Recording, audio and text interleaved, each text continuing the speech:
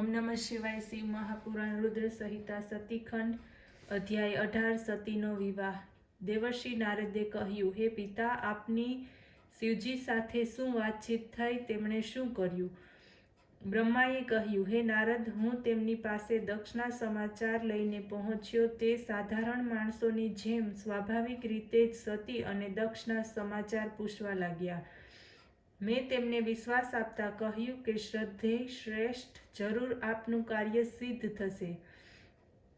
દક્ષે પહેલા જ પોતાની કન્યાનું દાન કરવાનો નિશ્ચય કરી લીધો છે. કોઈ શુભ મુહૂર્તનો નિશ્ચય કરી આપ દક્ષ નિવાસે પહોંચી સતીનો સ્વીકાર કરો. શિવજીએ કહ્યું, તમારી અને નારદની સાથે હું દક્ષ નિવાસે જઈશ. આ શુભ અવસર ઉપર આપ આપના પુત્રોને પણ આમંત્રણ આપો. આ પ્રમાણે તેમના કહેવાથી મેં મારા મરીચી વગેરે પુત્રોનું સ્મરણ કરી તેમને બોલાવી લીધા. સાથે જ શિવજીએ ભગવાન વિષ્ણુનું સ્મરણ કર્યું. તે જ સમયે લક્ષ્મી સહિત ભગવાન ત્યાં ગરુડારૂઢ થઈને પધાર્યા. ચૈત્ર સુદ 13ને રવિવારના દિવસે ફાલ્ગુન નક્ષત્રમાં હર્ષોલ્લાસ સાથે યાત્રાનો પ્રારંભ થયો. જાનની શોભાનું વર્ણન કેવી રીતે કરી શકાય? સર્વેશ્વર શિવ નંદી ઉપર આરૂઢ હતા. તેમની શોભાનું શું કહેવું?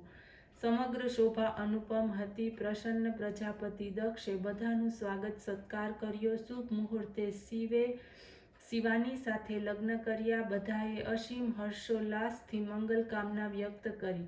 અધ્યાય 19 બ્રહ્મા ઉપર શિવજીનો કોપ. કન્યાદાન પછી દક્ષે શિવને ઘણું જ દહેજ આપ્યું. બ્રાહ્મણોને ધન આપ્યું. ત્યારે લક્ષ્મી સહિત વિષ્ણુ શિવની પાસે આવ્યા અને કહેવા લાગ્યા, હે મહાદેવજી, આપ સંપૂર્ણ બ્રહ્માંડોના પિતા અને સતી સર્વની માતા છે. તેથી આ સતીરૂપ શક્તિની દેવતાઓ, મનુષ્યો અને સજ્જનોનું કલ્યાણ કરો. ત્યારે શિવજીએ હસીને કહ્યું, તથાસ્તુ. વિષ્ણુએ આ સાંભળ્યું. તેઓ પોતાને સ્થાને ચાલ્યા ગયા. ત્યાર પછી સતી અને શિવે અગ્નિની પ્રદક્ષિણા કરી નૃત્ય ગીતથી અદ્ભુત મહોત્સવ થયો. શિવજીની માયાને દેવતાઓ, મનુષ્યો અને રાક્ષસો સહિત સંપૂર્ણ વિશ્વ મોહિત કરી દીધું. બ્રહ્માએ કહ્યું, હું પણ મોહિત થયો. લગ્ન સમયે દક્ષ પુત્રી સતીના મુખનું દર્શન કરવાની મને કામના થઈ. સતી પાર્વતીએ લજ્જાથી પોતાનું મુખ ઢાંકી દીધું. હું તેના મુખનું દર્શન કરી શક્યો નહીં. મને ઉપાય સૂઝ્યો. અગ્નિકુંડના ભેજવાળું ઈંધણ નાખ્યું. ઘીની આહુતિ આપી ઘુમાડો ઘેરાવા લાગ્યો. પ્રકાશ રૂંધાયો.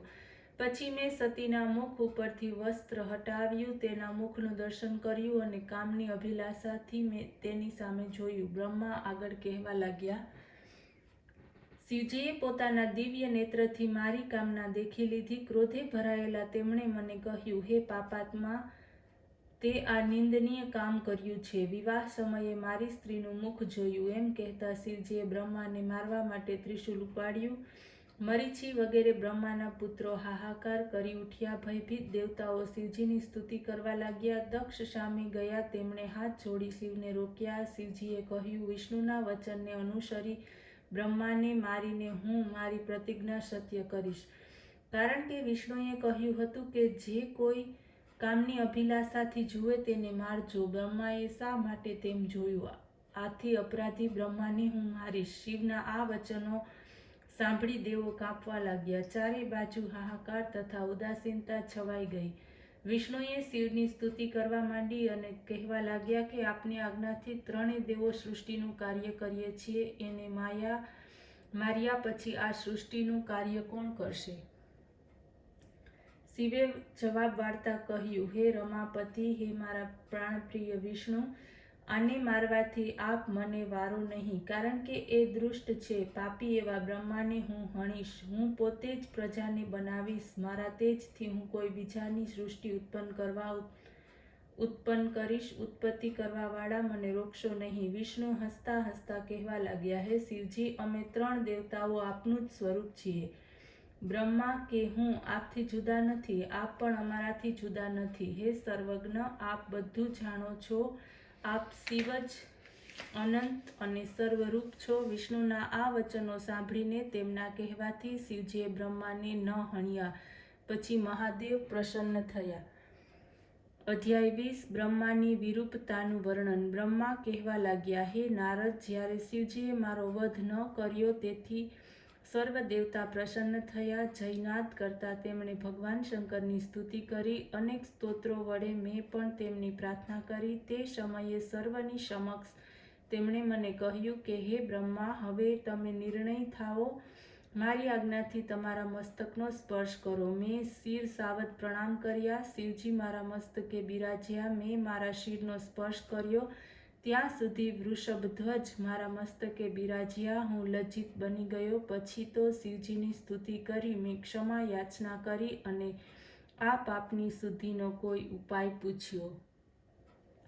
શિવજીએ કહ્યું, બસ હવે જે મેં તમારું રૂપ બતાવ્યું છે તે રૂપથી તમે મારી આરાધના અને તપ કરો. પૃથ્વી ઉપર રુદ્ર શિર નામથી તમારી પ્રસિદ્ધિ થશે. વળી તે સર્વ કાર્યના સાધનરૂપ બ્રાહ્મણમાં તેજસ્વી થશે. તમે વીર્યના પાતથી મનુષ્ય કૃત્ય કર્યું છે, માટે પૃથ્વી ઉપર મનુષ્ય થઈ વિચરો.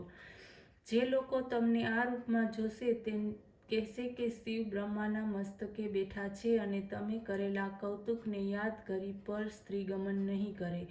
તેનાથી તમારા પાપોની શુદ્ધિ થશે અને તમારામાંથી આકાશમાં પ્રલય કરનારા 4 વાદળો સર્વત, આવર્તક, પુષ્કર અને દ્રોણ ઉત્પન્ન થશે. જોત જોતામાં તે મેઘ થઈ ગયા. ત્યારે ભગવાન શંકર અને દેવી સતી શાંત થયા. પછી શિવજીની આજ્ઞાથી મેં તેમનો વિવાહ પરિપૂર્ણ કરાવ્યો. દેવતાઓએ સતી અને શિવજી ઉપર ફૂલોની વર્ષા કરી. પછી ભગવાન શંકરે હાથ જોડી દક્ષની પાસેથી સતી સાથે વિદાય માગી. દક્ષે ઘણા ઉત્સાહથી પોતાની પુત્રી સતી સાથે શિવજીને વિદાય કર્યા. ઓમ નમઃ શિવાય.